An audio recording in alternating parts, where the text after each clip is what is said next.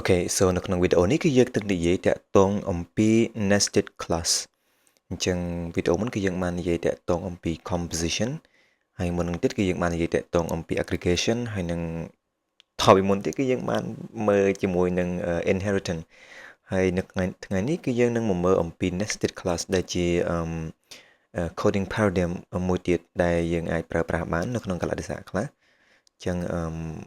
nested class ហ្នឹងគឺស្រដៀងគ្នាជាមួយនឹង nested list ដែរ nested list គឺនៅពេលដែលយើងមាន list នៅក្នុង list មួយទៀតប៉ុន្តែ nested class គឺនៅពេលដែលយើងមាន class នៅក្នុង class មួយទៀតអញ្ចឹងយើងមកមើលទាំងអស់គ្នាថាវាមាន benefit អីខ្លះហើយយើងប្រើនៅពេលណាខ្លះអូខេអញ្ចឹង nested class យើងមើលដូចខ្ញុំបាននិយាយមិញអញ្ចឹងគឺជា class នៅក្នុង class មួយទៀតបើសិនជាយើងមើលទៅគឺបែបនេះដោយសារ Python គឺវា rely heavily on យើងហៅថា indentation អញ្ចឹងមានន័យថានៅពេលដែលវា indent បែបនេះគឺមានន័យថា class មួយនេះគឺជា part នៃ this block of code អញ្ចឹងយើងមាន outer class ហើយយើងមាន inner class បន្តមកទៀតយើងមានដូចជា benefit អញ្ចឹង benefit គឺឲ្យយើងអាច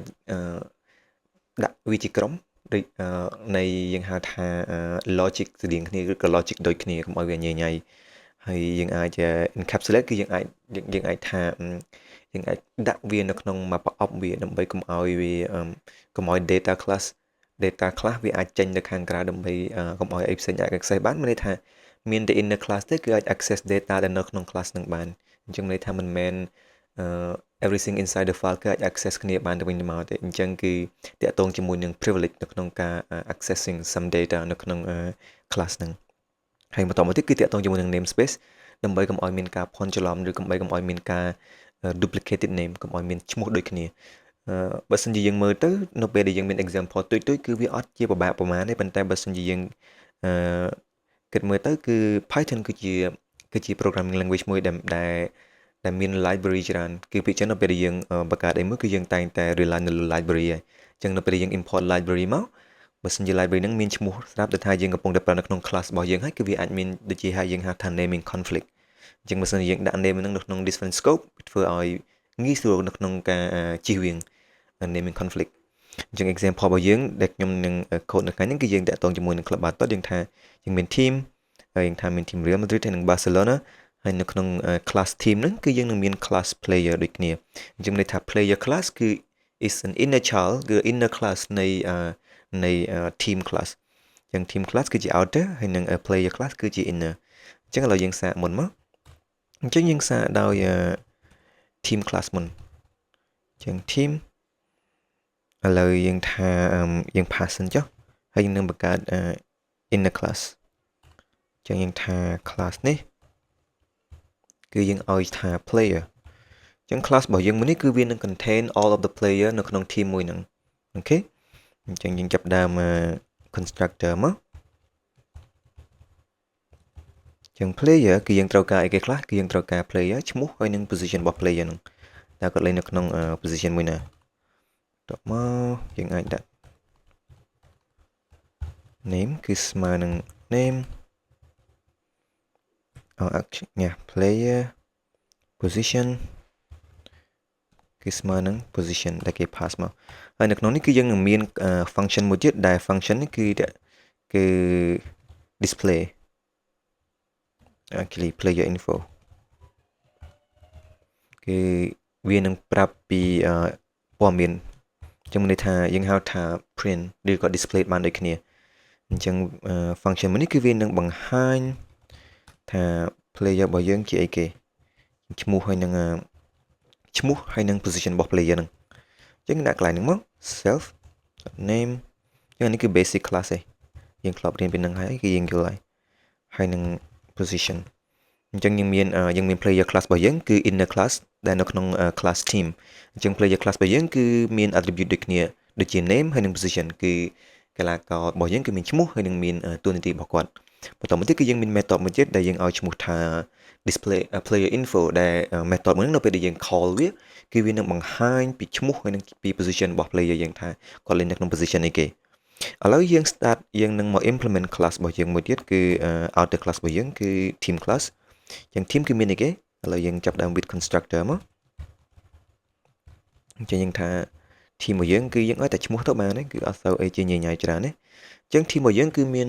ឈ្មោះហើយនឹងអឺ player របស់យើងគឺមានច្រើនគឺយើងហៅថារាយនាមនៃឈ្មោះនឹងនៃអ្នកកីឡាករនឹងប៉ុន្តែយើងយកតែឈ្មោះពី argument ប៉ុន្តែ player គឺយើងនឹងបង្កើតខ្លួនឯងយើងនឹង add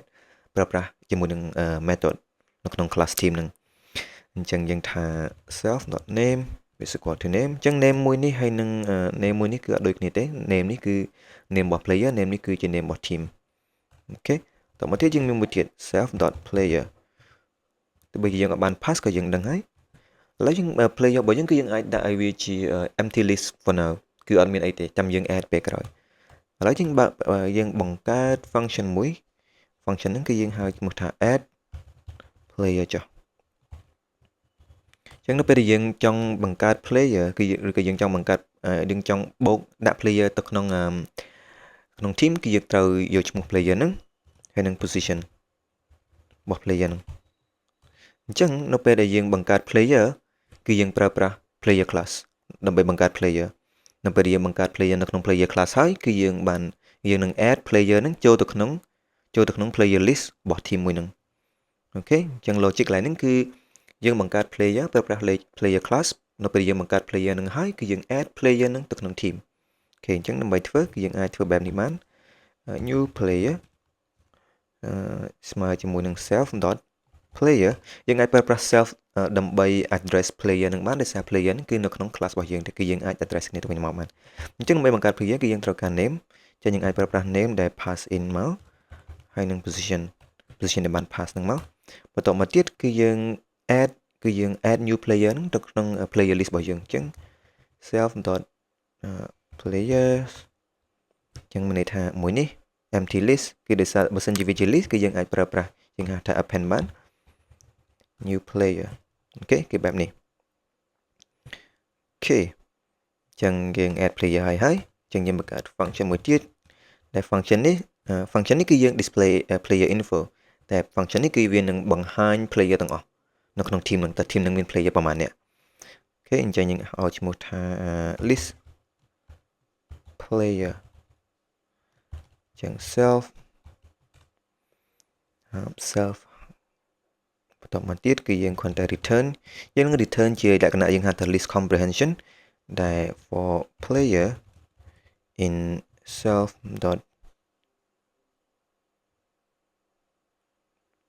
player my bad ជាមួយន័យថា player នៅក្នុង player នេះ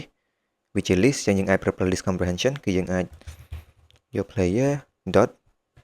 player info នេះបាន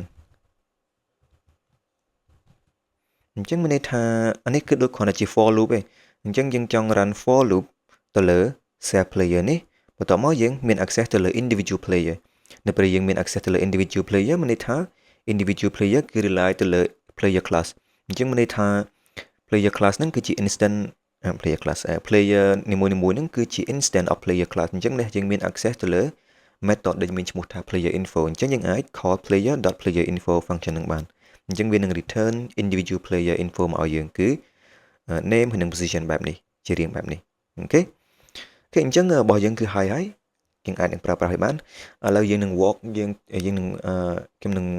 walk through a little bit ដើម្បីឲ្យយើងយល់ថាយើង structure បែបណាបន្ទាប់មកយើងនឹងប្រើប្រាស់វាយើងនឹងចាប់ផ្ដើម add player និង add team ចឹងមើលកន្លែងនេះគឺយើងមាន team គឺយើងមាន player class របស់យើងគឺនៅក្នុង class នៅក្នុង team ក្នុង class team which is the parent class this one is a child class or inner class outer class right here បន្តមកទៀតគឺនៅក្នុង player របស់យើងគឺយើងមាន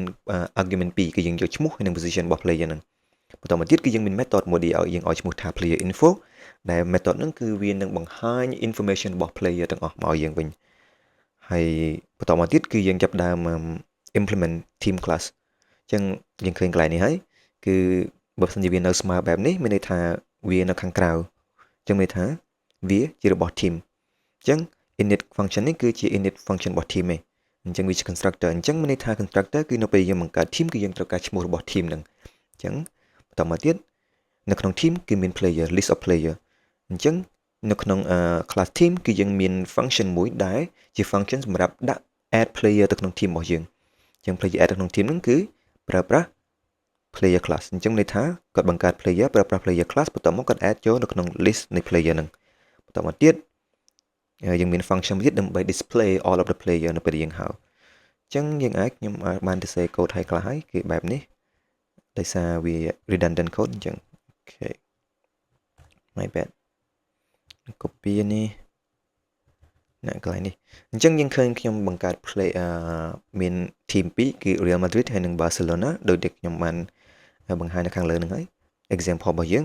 អញ្ចឹង Real Madrid កន្លែងនេះគឺប្រើប្រាស់ team ដោយសារ team គឺជា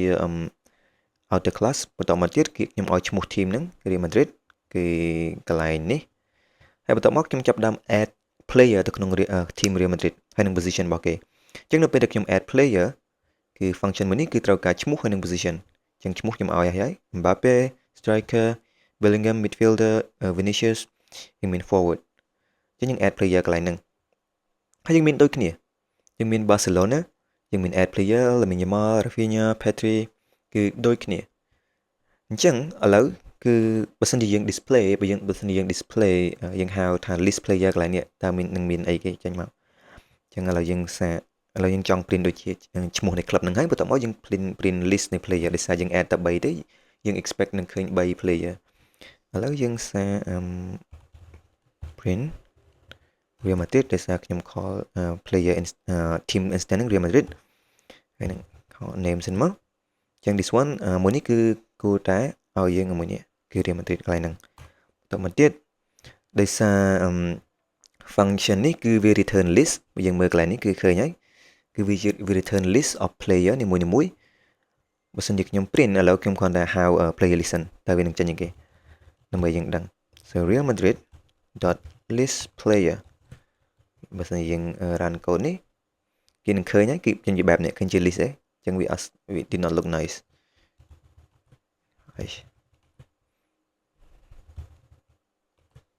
អញ្ចឹងយើងអាចធ្វើបែបនេះបានយើងអាចធ្វើជា for loop មក for I in Real Madrid dot list player print I like this and that should be it so now we got something like this okay អញ្ចឹងយើងឃើញមានឈ្មោះនៃ club បន្ទាប់មកយើងមានឈ្មោះនៃកីឡាករ okay clear terminal សិនគឺបានដូចគ្នាជាមួយនឹងBarcelona តោះមកយើងគ្រាន់តែដូរ variable នេះចេញមកដាក់ Barcelona យើង run គឺយើងឃើញដូចគ្នាអូខេឥឡូវយើងឃើញហើយរបៀបនៃការ implement class nested class គឺនៅពេលដែល class មួយនៅក្នុង class មួយទៀតបើសិនជានិយាយស្ដែងទៅគឺនៅពេលដែល code របស់យើងទូចគឺវាពិបាកឃើញ benefit របស់វាមែនតើដោយសារយើងគ្រាន់តែប្រើ inheritance ធម្មតាឬក៏ aggregation ឬក៏ composition ក៏វាល្អជាងដែរប៉ុន្តែនៅពេលដែល class យើងកាន់តែធំ code របស់យើង program របស់យើងកាន់តែធំទៅគឺអានឹងយើងនឹងឃើញ benefit របស់វាហើយអូខេអញ្ចឹងសរុបមកគឺ nested class គឺ class within another class អូខេសង្ឃឹមថាយើងទាំងអស់គ្នាយល់ពីមេរៀនមួយនេះហើយនឹងមាន some benefit ពីតាក់ទងនៅក្នុងរបៀបនៃការសរសេរ code មួយបែបទៀតនៅក្នុង Python OOP អញ្ចឹងបើសិនជាមានសំណួរអាចសួរបាននៅក្នុង comment ខាងក្រោមវីដេអូនេះគឺមានតែប៉ុណ្្នឹងទេបាយបាយ